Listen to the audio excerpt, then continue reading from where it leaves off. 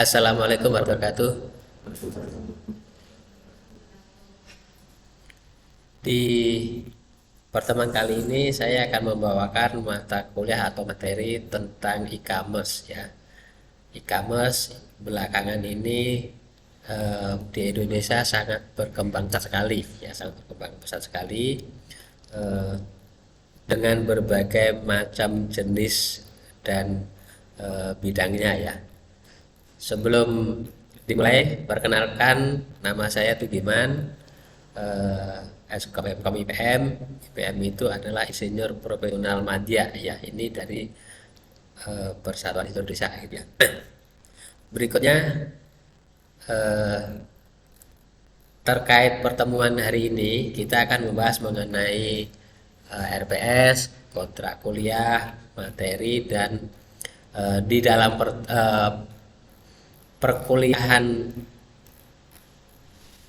e-commerce itu nanti kita ada praktikum ya, kita ada praktikumnya nanti kita install dan aplikasikan salah satu aplikasi yang tidak berbayar yaitu PrestaShop ya. Baik, eh, sebelum dimulai perkuliahan, latar belakang saya adalah saya praktisi ya, saya praktisi.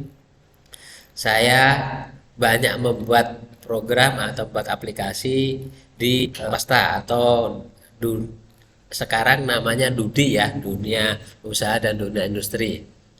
Kebanyakan saya di jasa kesehatan, ada di rumah sakit, kemudian di perusahaan-perusahaan, dan yang paling banyak adalah saya membuat program aplikasi untuk UMKM, yaitu khususnya pada grosir sembako ya. Nah, itu banyak dipakai di perusahaan atau di toko-toko kecil ya, UMKM ya, banyak di pasar gitu. Terus pengalaman kerja, eh, saya mulai mengenal komputer tahun 90 ya. Tapi kalau sampai sekarang sudah berapa tahun itu komputer dari namanya komputer hitam putih sampai sekarang berupa tablet.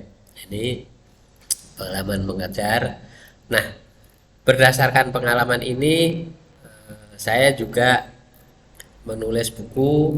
Ada beberapa buku yang saya tulis, namanya book chapter, dan sudah dihakikan, ya, sudah dihakikan di beberapa lalu gitu ya. Selain buat buku, saya juga eh, di organisasi, ya, ada terkait dengan Badan Kejuruan Informatika, kemudian IAI. Di beberapa organisasi yang saya ikutin, diantaranya saya ada yang sebagai pengurus. Nah, sebelum dilanjutkan bahwa memang saya lebih banyak waktu saya di dunia industri ya, di dunia industri. Maka dari itu eh, pengalaman yang saya dapatkan saya akan share ke kalian semua gitu ya. Selain pengalaman di dunia industri, saya juga pelaku entrepreneur ya, pelaku entrepreneur. Berikutnya eh, deskripsi mata kuliah hari e-commerce diantaranya adalah dengan kita mengikuti perkuliahan ini, mahasiswa diharapkan akan mengerti tentang itu e-commerce, kemudian proses bisnisnya, teknologi yang digunakan, dan akan dicoba untuk diaplikasikan di sebuah aplikasi tidak berbayar. Kita ambil contohnya nanti di PrestaShop. Ya. Berikutnya eh, dengan kita belajar e-commerce diharapkan kalian nanti semua bisa berpikir kewirausahaan, kemudian eh, Anda yang nanti kalau bisa menjadi entrepreneur gitu ya. Baik itu mungkin sifatnya online maupun offline. Nah, itu capaian pembelajaran mata kuliah ini ya. Kemudian eh, terkait CPL berikutnya ya dengan memanfaatkan teknologi ya. Diharapkan nanti kalian semuanya bisa membuat atau bisa berkecimpung di e-commerce gitu ya. Nah, terutama terkait dengan namanya bisnis digital. Bisnis digital saat ini memang sangat berkembang pesat, bahkan sekarang sudah sampai ke masuk social commerce gitu ya. Nah,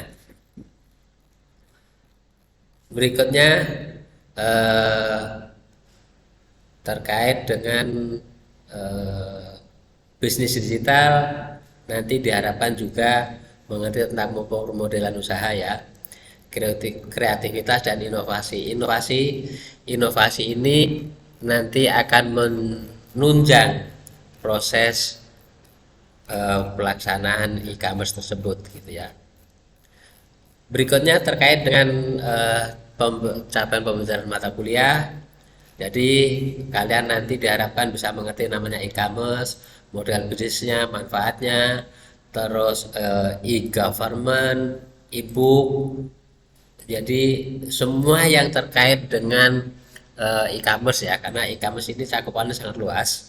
Cakupan sangat luas, bukan hanya penjualan, karena memang pemerintahan saat ini juga sudah galak mengkampanyekan ya, menggunakan namanya e-government ya, di pelayanan-pelayanan, kemudian impor jasing, semuanya sekarang sudah mulai beralih. Kemudian berikutnya juga mampu untuk membuat perencanaan, membuat strategi dengan pengembangan aplikasi. Eh, Referensi yang saya pergunakan yang berupa buku ya, ini yang berupa buku diantaranya ada 5 buah gitu ya.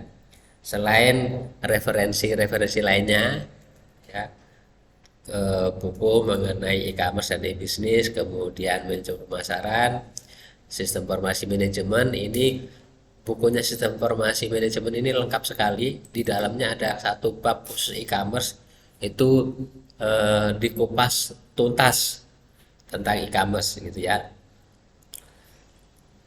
Berikutnya pembelajaran ini ada nanti presentasi, kemudian kita bisa diskusi, studi kasus dan praktek. Nah, praktek ini nanti kalian semua membuat atau menginstal PrestaShop dan di coba untuk diaplikasikan untuk berjualan. Jadi dari produknya apa, harganya berapa, jumlahnya berapa, kemudian keywordnya apa, itu nanti kita tentukan sendiri ya. Itu. Kemudian metode evaluasinya ada kehadiran, tugas, UTS dan UAS. Ini terkait dengan teori e-commerce yang dikemukakan oleh beberapa senior ya, beberapa pendahulu pencetus tentang e-commerce. Tapi dari definisi-definisi ini terutama adalah terkait dengan penggunaan komputer dan internet ya, penggunaan pemaksimalan komputer dan internetnya. Nah, di dalam internet itu termasuk infrastruktur internetnya ya. Baik, kita lanjutkan. Nah, ini mengenai framework. Framework itu kalau kita mau berhasil di sebuah e-commerce ya, e-commerce. Kalau ini kita gambarkan ya. Kalau kita gambarkan sebuah rumah gitu ya, sebuah rumah tentang e-commerce. Di dalam e-commerce itu berbagai macam ya, ada namanya direct marketing, kemudian search jobnya, kemudian banking online.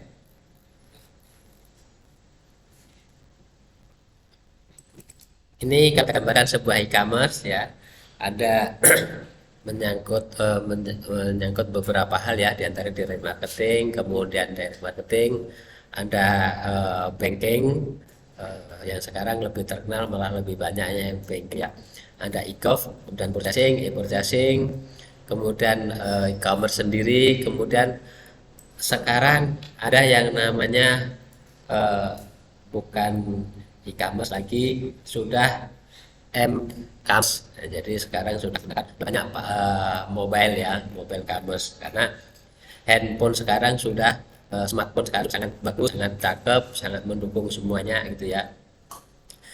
Kemudian terkait dengan ada travel, ada online publishing, kemudian consumer service. Ya. Ini beberapa contoh kalau kita mau berkecimpung di bidang e-commerce. Nah, semua itu akan berhasil bila disupport oleh yang namanya orang ya atau people ya.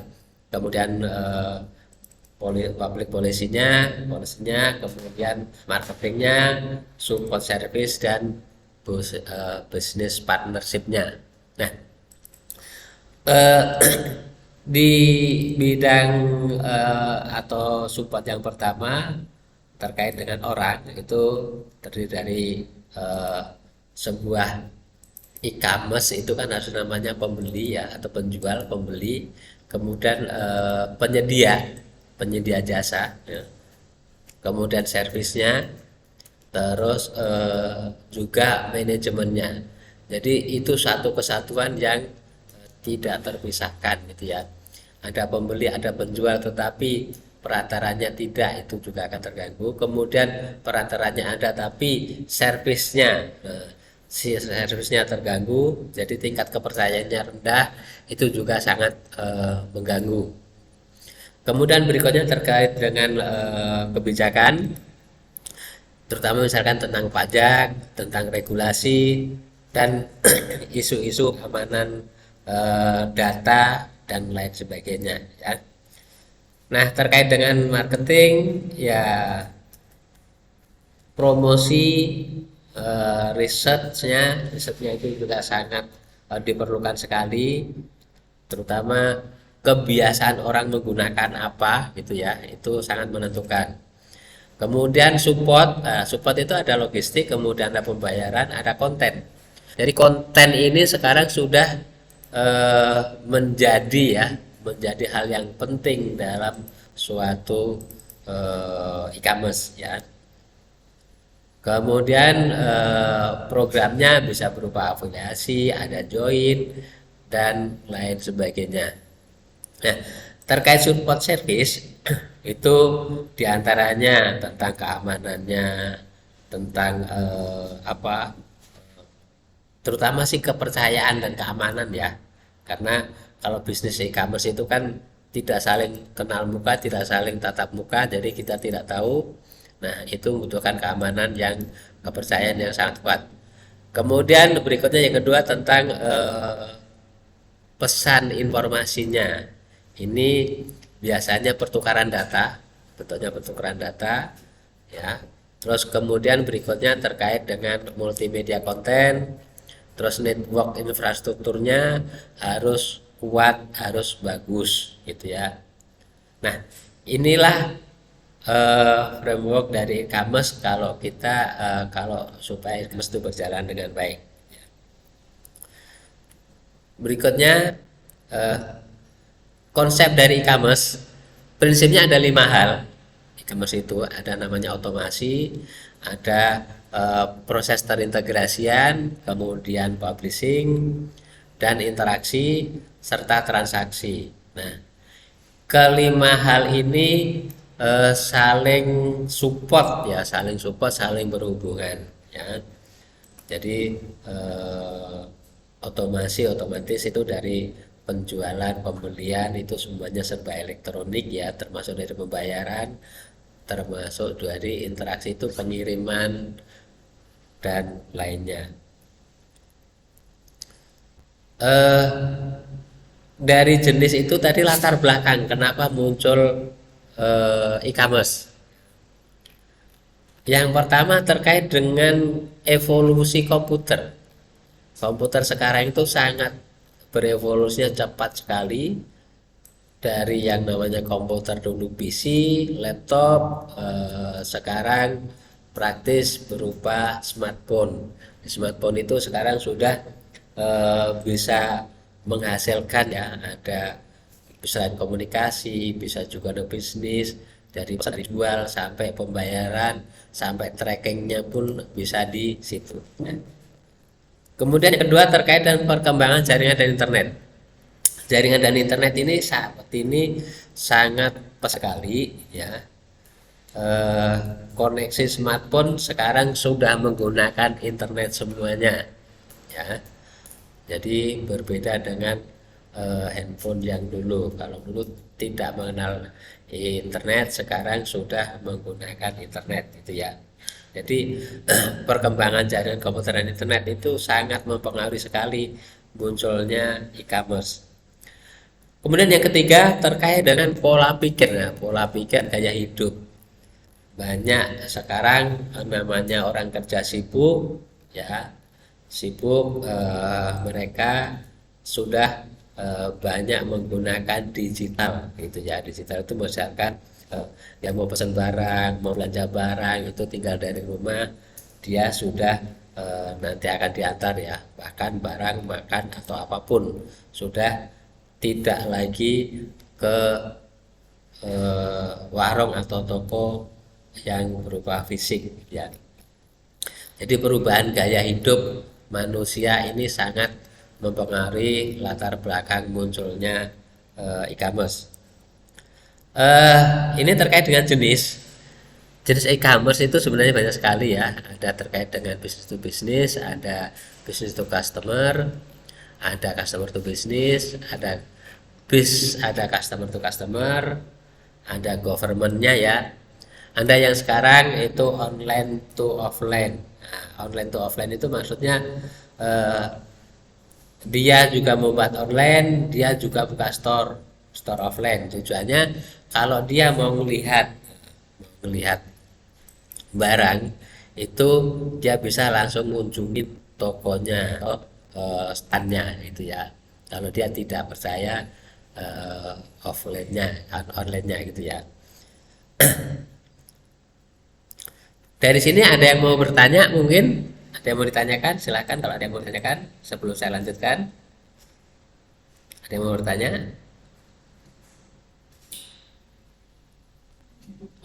Ada nggak? Atau ada yang mungkin berbagi pengalaman? Boleh silahkan. Ya, ada nggak? Belum? Oke, kalau belum saya lanjutkan dulu ya. Nah, terkait dengan jenis e-commerce ya, ini namanya bisnis to bisnis itu dari perusahaan ke perusahaan ya, istilahnya sifatnya bisnis gitu ya. Kemudian business customer. Nah, ini beberapa literatur yang saya baca ada yang mengatakan consumer, ada yang customer, tapi bagi saya yang penting itu maksudnya sama itu ya. Tuh. Kemudian berikutnya customer to customer.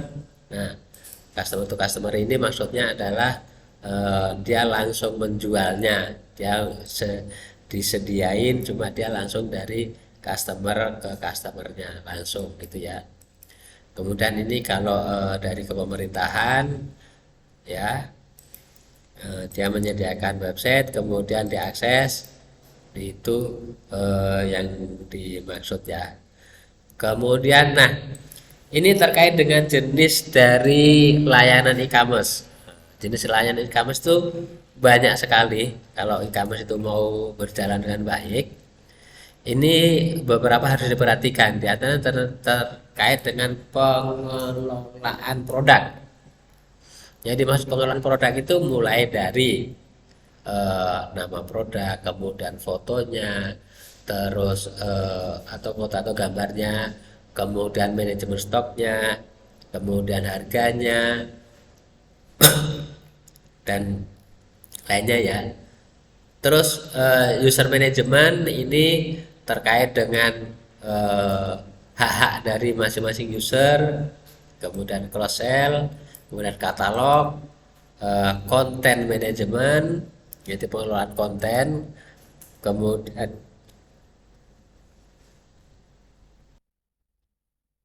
terkait dengan konten ya, konten ini sekarang sudah menjadi hal yang sangat diperlukan bagi e-commerce ya.